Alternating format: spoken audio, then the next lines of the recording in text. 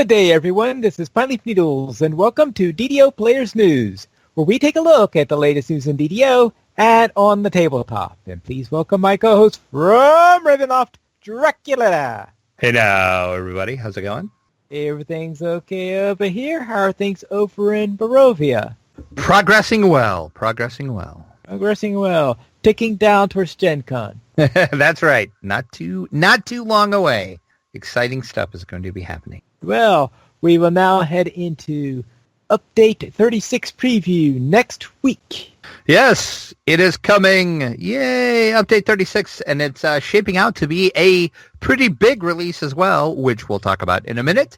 But over on the forums, Coco Majabo posted a little note that says, "Hello all, we'd like to give you a little heads up that we currently plan on previewing Update 36 on Lamania at some point next week. Likely the 27th through the 29th, but that is subject to change as we nail down a stable build. This preview should include all 5 new quests." Five quests, but then he did put a little note. The one is very likely not to be particularly close to being finished and will likely not be much of a shape for players to actually get a sense for. It should be able to be completed, even if it's just by us adding a level that you throw to complete it. Though the reason why they're going to do that is it sounds like that quest is required to continue the quest arc, so they want to get it on so you can check out the other 4 quests. So we got 5 new quests coming. Also, there's going to be a new public area that you can check out on the Mania. The battle engineer changes, which we talked about last week, and the general balance changes, which we're going to talk about in just a few, and then also a host of quality of life changes and fixes. So Update 36 on the Mania coming soonish within the next day or two as we record this on Monday night. All right. And therefore, let's head into our next item, which are upcoming system changes for U36. So this is on top of the regular stuff? It is. This is the balance changes that were aforementioned. Yes, this was also over on the forums. This was posted by Mr. Steelstar, and he posted, "Hello, Update 36 is shaping up to be a very large update with some great new content, the Artificer changes, and a fairly large number of bug and quality of life fixes. There are a few of these changes we wanted to let you know about ahead of time before Lamania is up in order to provide some design insight and provide a little bit of advance notice." So here we go. What is happening? Arcane Archer. When Update 36, the following changes are being made to the Arcane Archer, both Elf and Ranger. The Arcane Archer Imbue toggle will only grant their effect while you're wielding a longbow or shortbow, which makes sense. Arcane Archers must have a longbow or shortbow equipped to toggle the imbue on from the tree. Equipping something other than a longbow or shortbow in your main hand will cause the Arcane Archer imbue toggle to be off. And then there is also a little add-on to that. He posted later on in the week after some lively discussion that based on feedback in this thread, they have altered the Arcane Archer fix in a way that acts closer to swashbuckling. You must be carrying a longbow or shortbow to toggle Arcane Archer imbues on. Once they're on, you may freely swap things in your main hand. While you have a longbow or shortbow in your hands, you will have the imbue effects. If you have anything other than those things in your hand, the effect will disappear without turning off the toggle when you return to your longbow or shortbow to your hands. So, okay, that's good. Not too bad. Arcane Archer, clearly it states you're an Arcane Archer, so why would you get the imbues if you have a sword in your hand, right? Yeah. I understand that. Yeah. I think most people understand that. So that change is all right. Not a problem. Now, let's get to the big one. Uh-oh. The Nerf bat's coming out, and it's coming out in a very hard way. A big Nerf bat. A very, very big Nerf bat. Warlocks R.I.P. Warlock. R.I.P. I knew you well. Uh-oh. Yeah, with Update 36, the following changes are being made to the Warlocks. Warlocks now receive Eldritch Blast base damage feats at level 4, 8, 12, 16, and 20 for a total of 66 at level 20.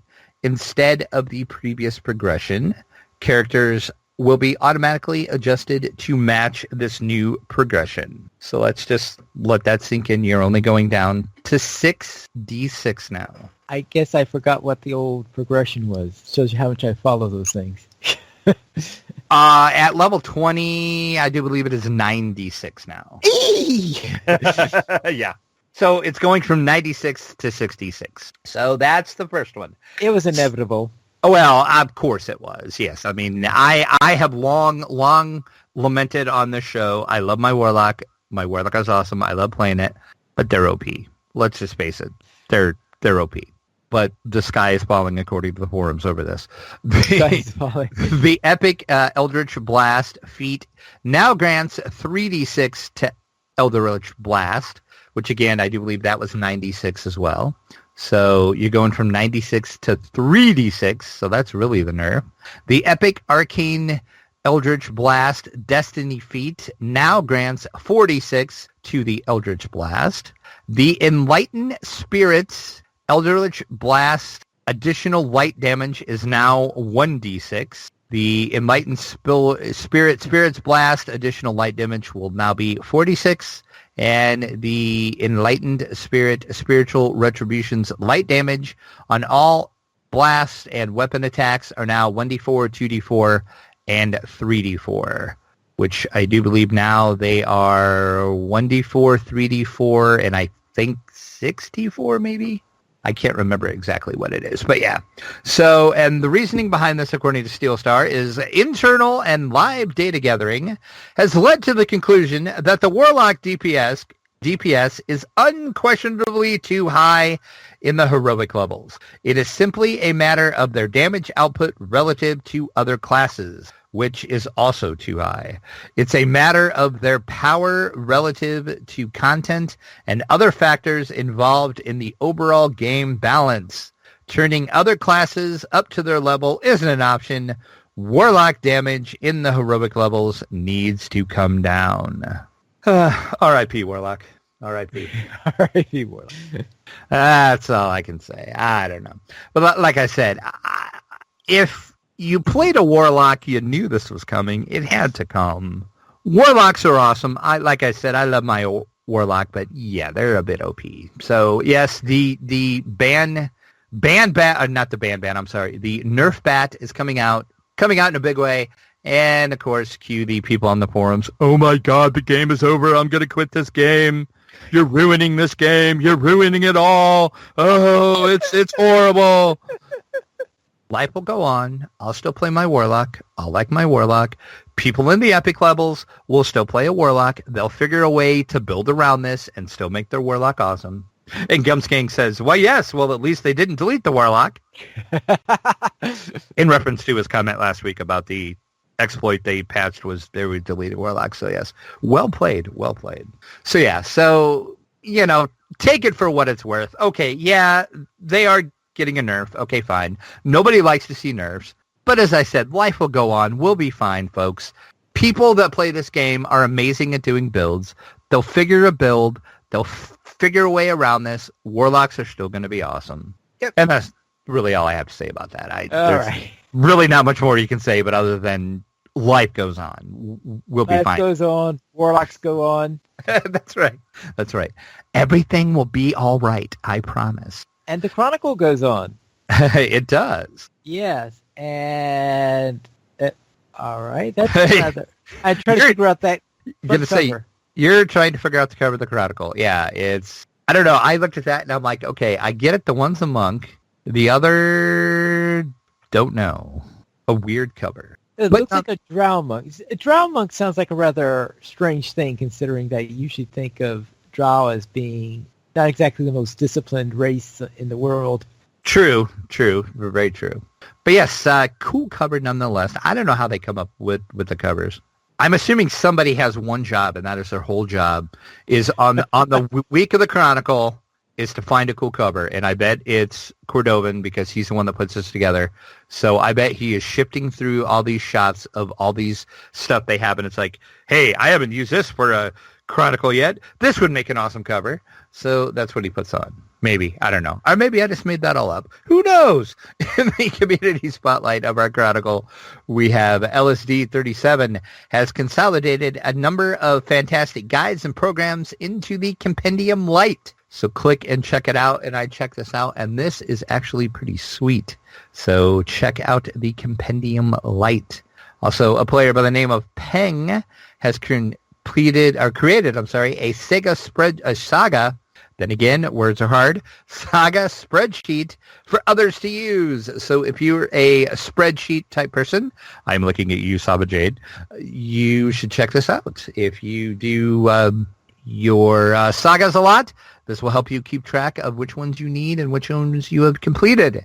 And that is it for the Community Spotlight. We have our fan site news, DDO Cast. The latest episode is about Reaper difficulty tactics. So if you're playing Reaper or you're going to play Reaper and you want some cool tactics on how to survive Reaper, click or listen to the latest episode of DDO Cast.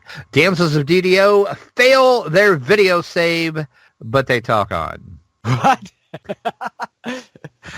They had a little bit of technical issues that episode, so yeah.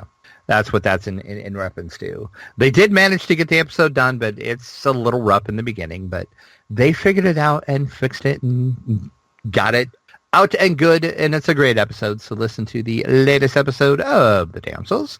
Axel, over on his YouTube channel, is giving his thoughts about sentient weapons, so click over and watch his latest video, and even note gnomes her way around. Click over and check out what her and her gnome have been up to. And finally, in our fan site news section, Sip over at Massively OP is returning to DDO after a long time away. So click over and read about Sip's adventures back in DDO. And welcome back, Sipster. Glad to see you back playing DDO. We do have our Chronicle comment of the week. And the Chronicle comment this week is, don't make a bard angry, or they will. All right. I'm trying to think of something witty to say, and everything I can think of would just be mean, so I can't think of anything witty. Right. It's kind of funny, though. Well, the traditional answer to that, which of course is too well known, is don't make a bard angry or they'll write a satire about you. But that's an old trope that wouldn't be original in any way. Yeah, and that's kind of what Drac Barefeet just said in the chat. He said they'll play a bad song for you. So yeah. I said they will make you dance when you don't want to. Ooh, yeah, there is that autos thing. Yeah, good old autos. And then finally, in our Chronicle this week, we do have our official screenshot of the week. And I can't wait to hear what you have to say about the screenshot, Pineley. Delta Bravo takes a break after getting all 30 racial past lives. 30. 30. Racial past lives. All 30 racial past lives. I can see why you would need to take a break, sir. That is insane. That's insane. 30. Right. I think that says it all. Exactly. 30. All right. I think that's it for the Chronicle, so let's head into our store sales. Anything interesting for sale this week? We have 20% off Astral Shards, Guild Renown Elixirs, 50% off the Guild Airship Beacons, and the Guild Charters. Also, the free sample of the week is going to be the Bell of Opening with the coupon code Knock Knock. Who's there? Once again, that is one of the best coupon codes ever. Knock Knock. Very well. Then let's head into what's coming in from the dungeon. And Origins Game Fair sees attendance spike. It wrapped up last weekend, and it apparently was a big hit. Unique attendees at this year's Origin Game Fair totaled 17,001.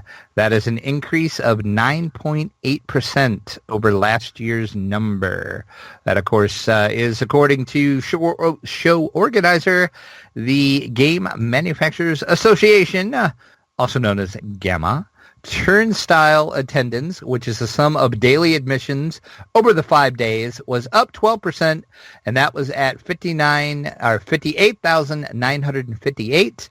That is an increase of 6,397 on the daily admissions. They also, of course, released the date for when Origins will happen next year, and that is going to be June 13th through the 17th in Columbus, Ohio. So Origin sees an attendance spike.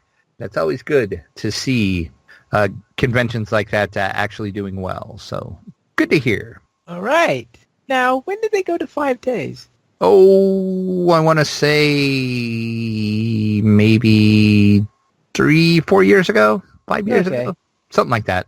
It's been more than 3 or 4 years since I. Yes. Yeah, it's been at least, I think, 5 years that they've been. All right, then let's see. Gen Con is approaching its badge sellout for historic 50th convention, and so they do have a limit on how many they sell? They do this year. This has never happened before, so my suggestion is if you're thinking about going to Gen Con, you might want to order that badge now. For the first time ever, they're looking at capping badge sales, because if the current sales trend is holding, they're going to be way past capacity that they are comfortable with for the convention center and are just downtown Indianapolis. It's going to be insane. Gen Con has prepared to host the largest convention in its 50-year history. Agent Sewart said, who is the CEO of Gen Con, would like to thank all of the attendees who have decided to celebrate the historic 50th year with us. To continue providing the best attendee experience, we have decided to carefully control badge sales, and we will begin capping badges when we reach our new internal attendance estimates. So they didn't say what that was. They just said, we're getting close to it. We're thinking about doing it. If you want to get your badge, you better get it.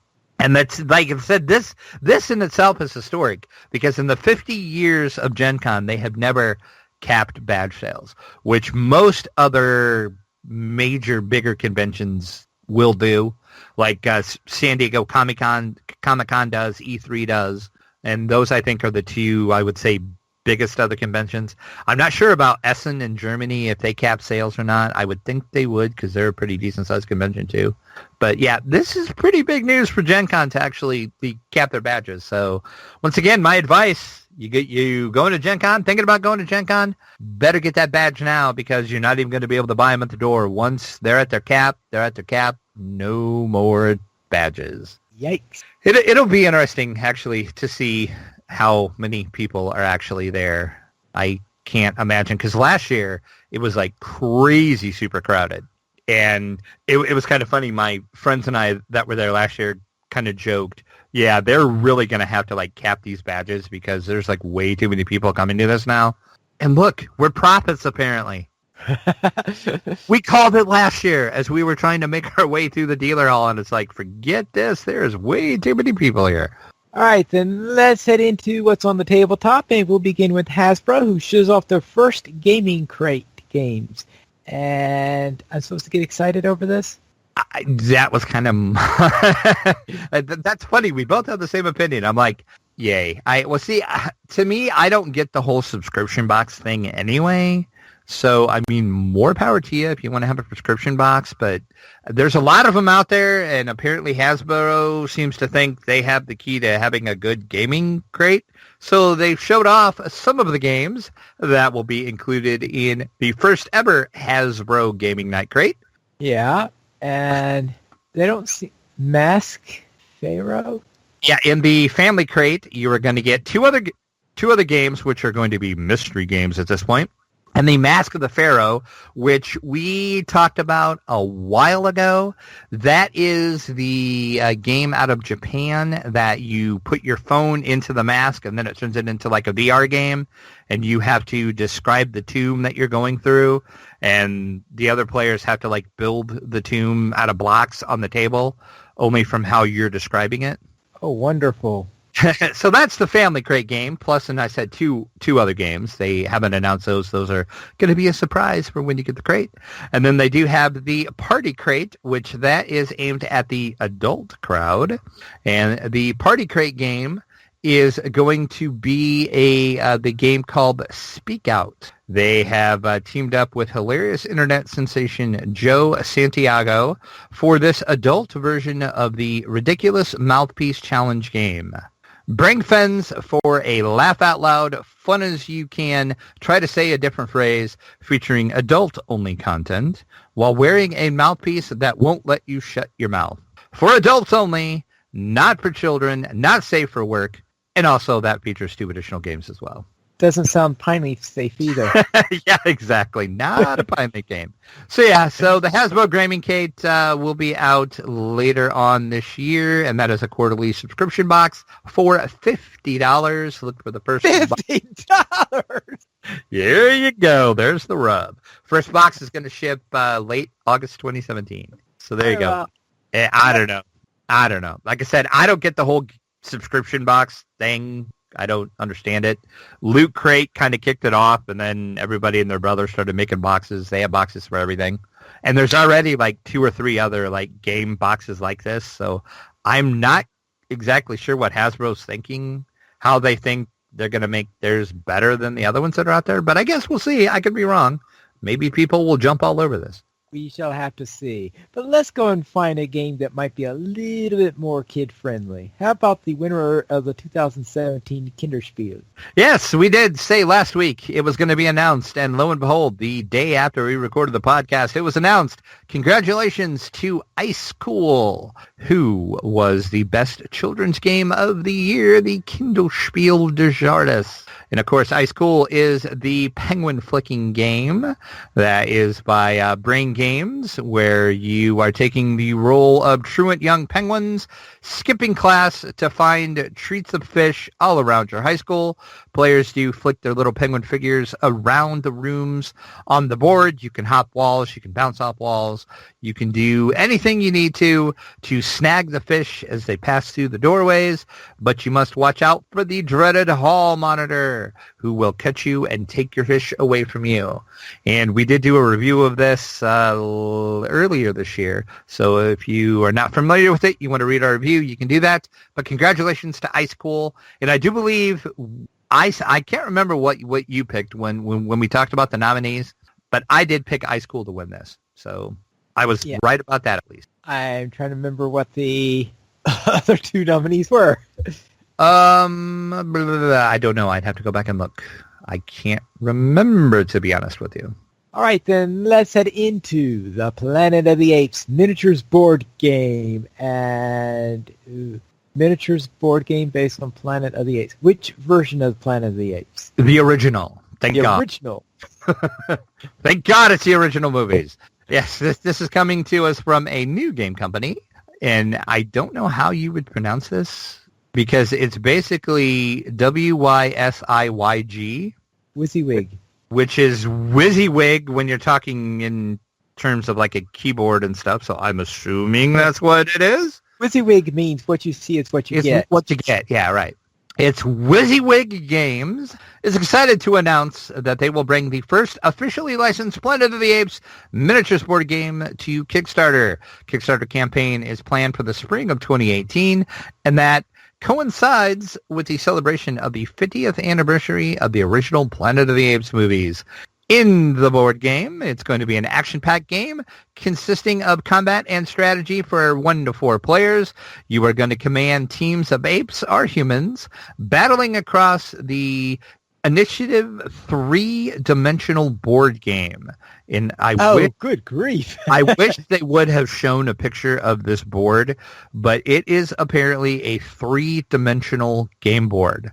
And you are going to battle for the future of the Planet of the Apes. The game will include dozens of finely detailed plastic board game miniatures, multiple game boards, and numerous high-quality components. More information will be coming in the following months. You can sign up for the newsletter to be the first to find out when the Kickstarter goes live, but they said look for it the spring of 2018. Isn't this starting hype for a Kickstarter campaign a little early?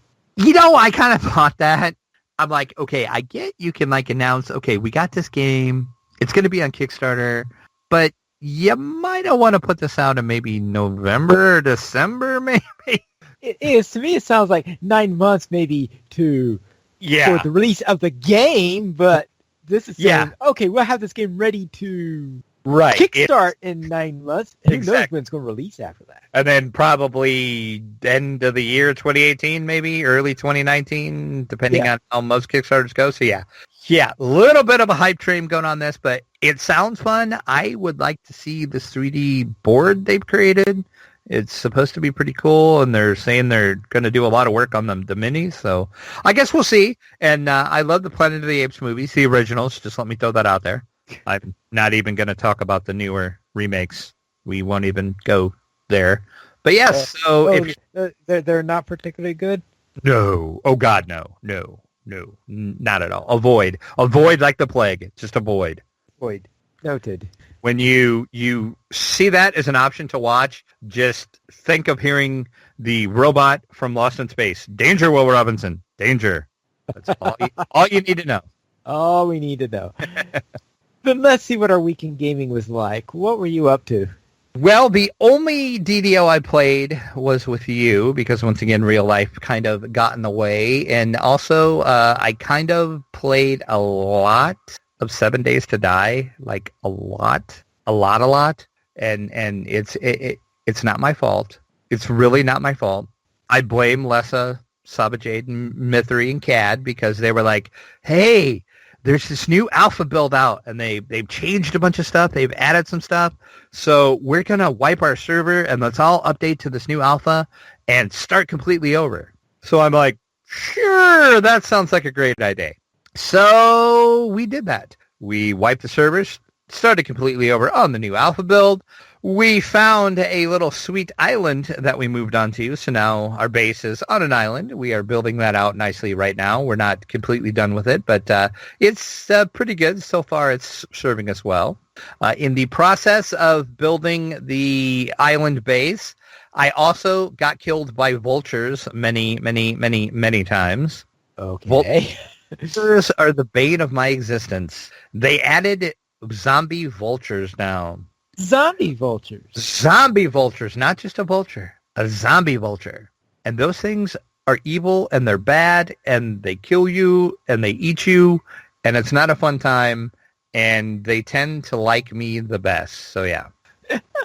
My pro tip for 7 Days to Die, if you're playing the alpha build, avoid the zombie vulture at all costs. And also, do you remember when I was talking about 7 Days to Die, I said there was the hot zombie nurse that killed me over and over and over at any chance it would get. They would just randomly appear and kill me because that's just how it was. Right. Well, hot cheerleader zombie is now the new hot nurse zombie. Many deaths to the hot cheerleader zombie.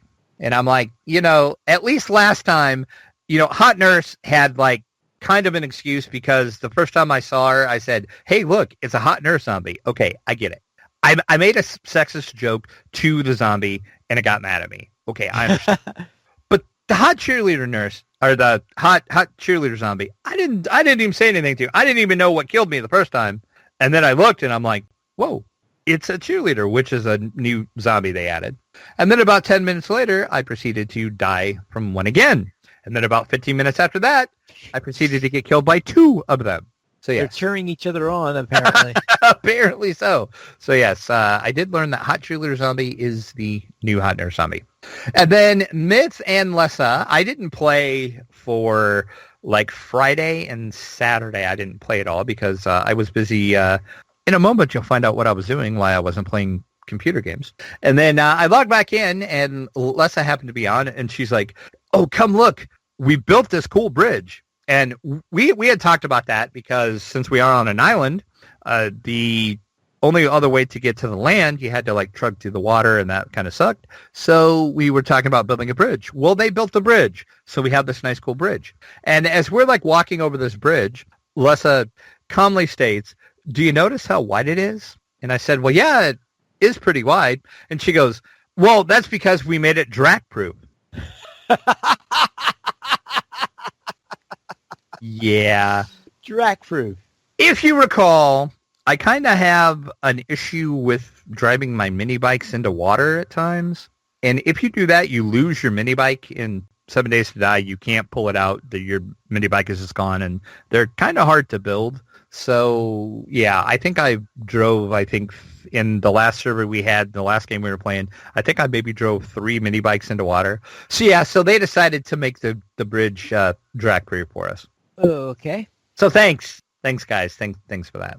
They were really proud of themselves for that. I said thanks. So the reason why I was not playing that for Friday and Saturday is because I played a bunch of tabletop games. All right. My friend came over on Friday night and on Saturday night, and we just had some good board game night going on.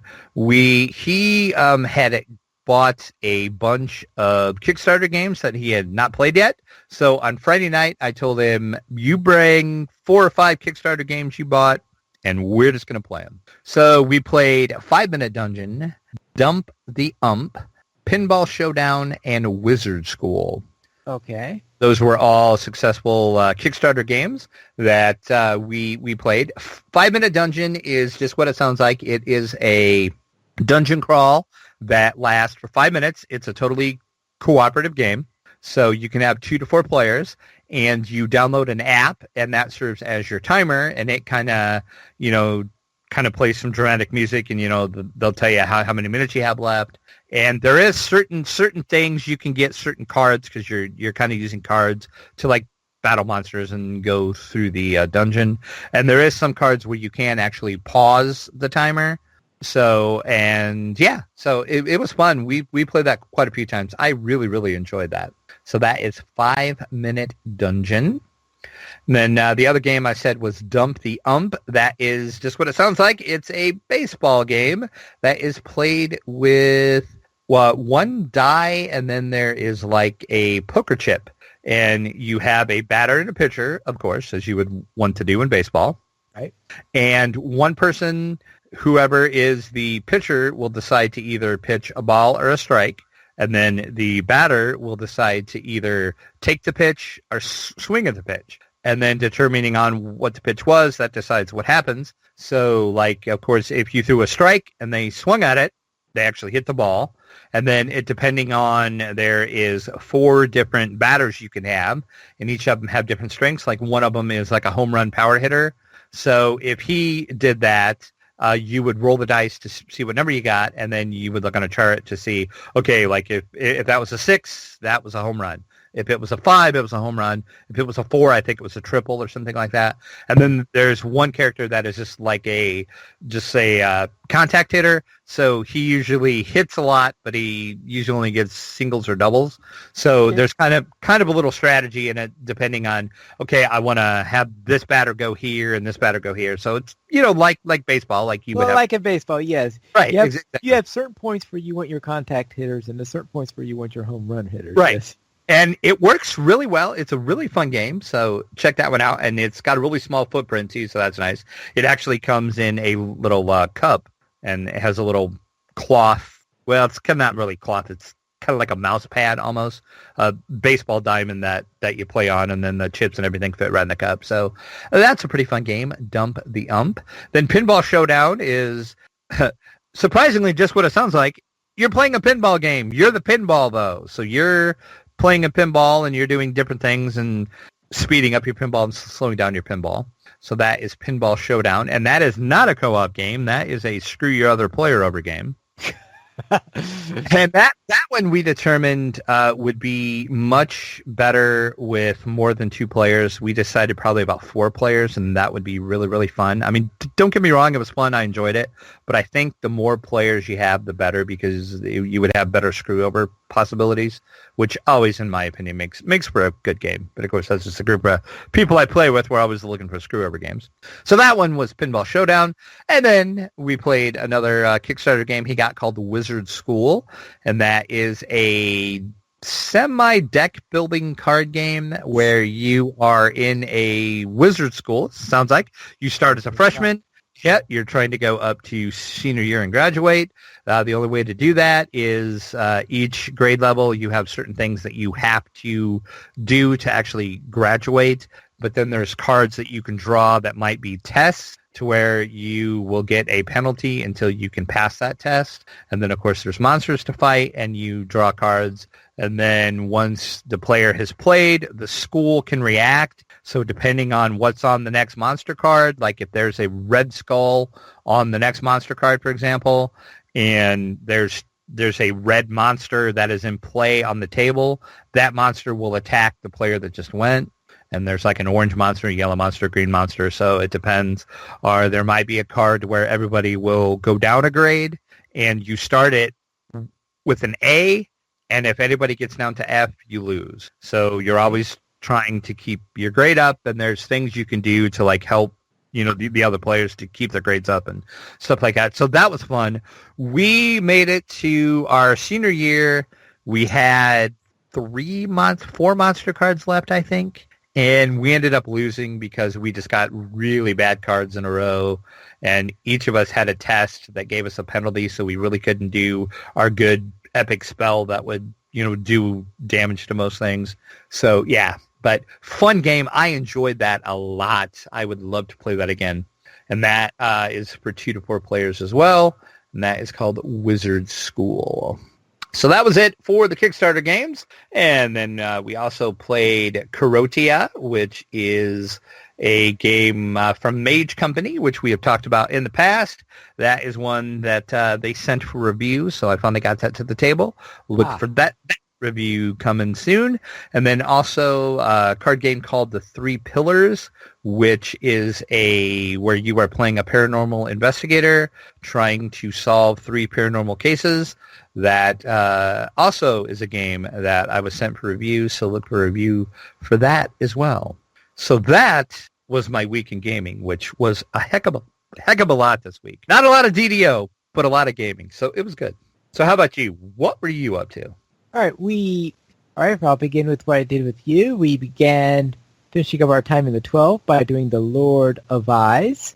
Then we went into the Inspired Quarter and ran Eye of the Titan, Reclaiming Memories, and then Mining for Ancient Secrets. Now, after we did that, I decided that I had to go out and try the solo. I think it was with one of them said, well, you could unlock the next quest doing 2 things. Either this one, where I recommend a group, or this one, which only one person can do. And that one person can do what was called Raiding the Giant's Vault. So I decided all right, let's try Raiding the Giant's Vault and see how well I do in it.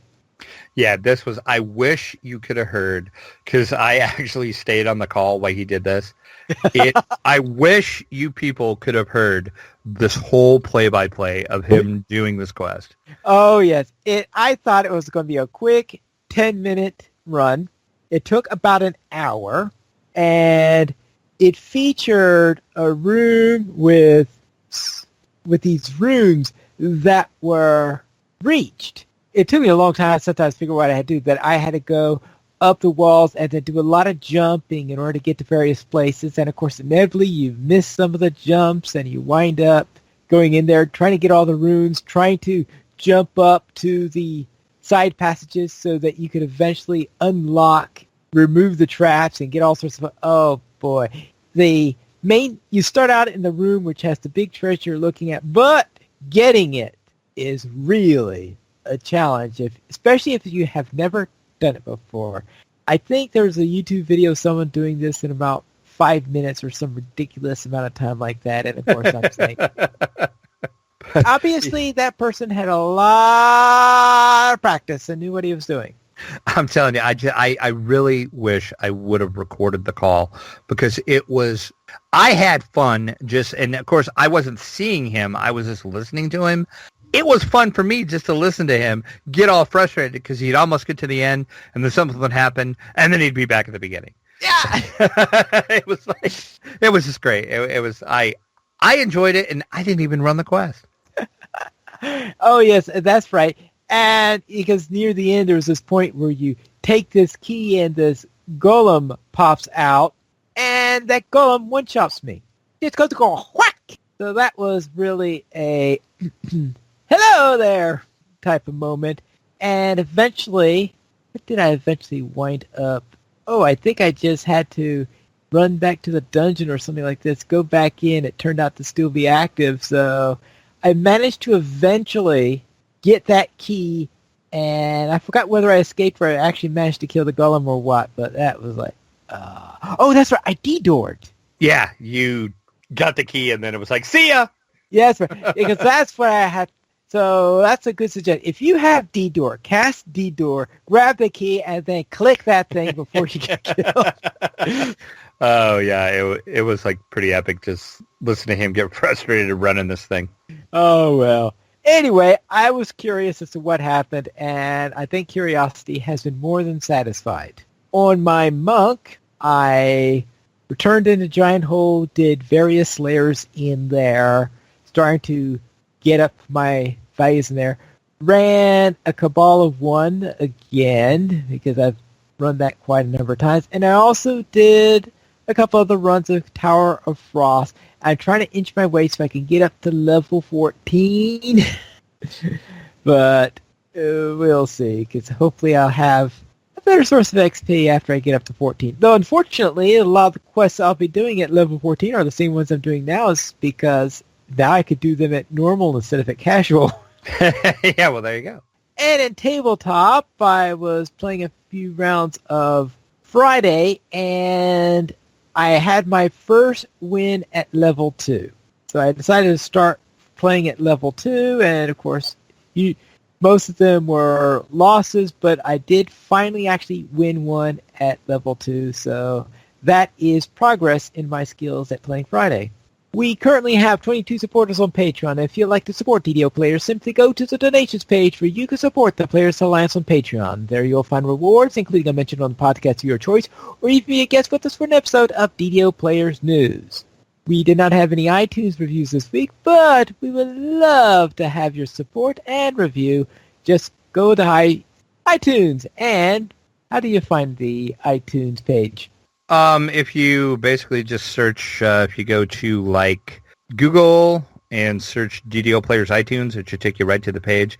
It's also, I think I have it linked on the podcast page on the website. I'll have to check that. But yeah, basically the easiest way is just go to Google and do DDO Players iTunes and it'll come up.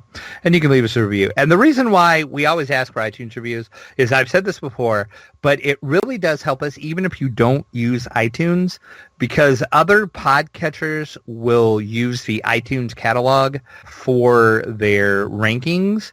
So the more reviews we have on iTunes, the higher up we show in search results and in the rankings. So it helps us get better coverage out. So if somebody goes to iTunes, or if somebody goes like on Android, if they use Pocket Cast and type for a DDO podcast, we should in theory be one of the top hits on that, because we have more reviews than any other DDO podcast, which I guess that's a bad example because there's only us and DDO cast, but we should come up, or even if you type in tabletop podcast, we should still come up because of the way I have the keywords and stuff set up on iTunes. We are covered on everything. So it helps us even if you don't use iTunes. All right. I sound like a broken record. I say that a lot, but it really, really does help the show.